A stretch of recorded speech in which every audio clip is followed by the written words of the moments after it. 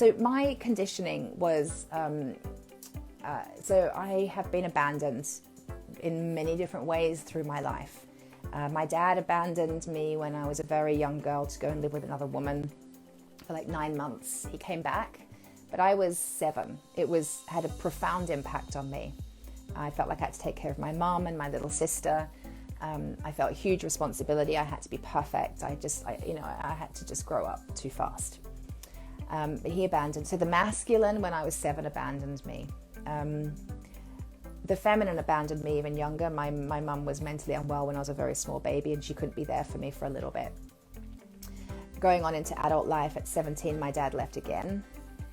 At 17, my mum tried to commit suicide. She didn't succeed, but when I was 22, she did. So then my mum abandoned me. And my dad had abandoned the family, and he married somebody else.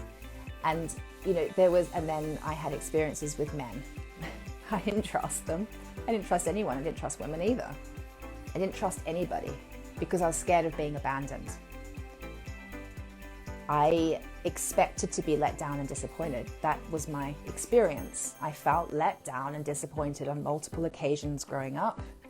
My mum's suicide, basically, my experience of that, what I made that mean, and how I went into victim archetype big time at that point in my life, I made it mean that this is as good as it gets for you, Katie. People are going to leave you. You will be let down. You will be disappointed. You're not worth anything more than that. That's as good as it's going to get for you, honey.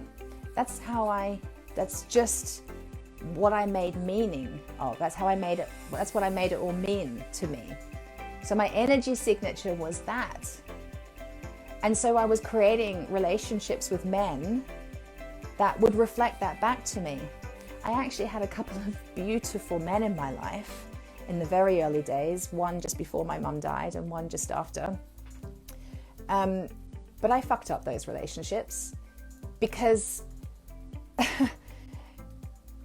they weren't going anywhere. They weren't going to abandon me, these guys. They loved me.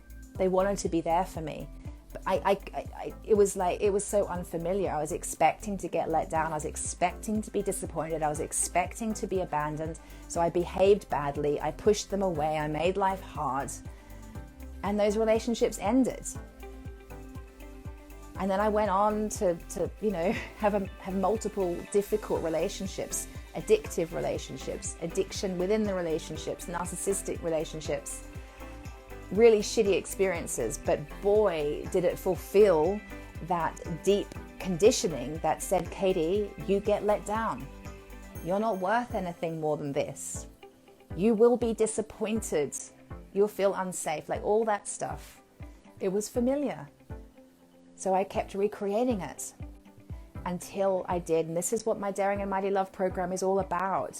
It's about changing up that conditioning, saying no more to all of that. I am not my conditioning. I am not my programming.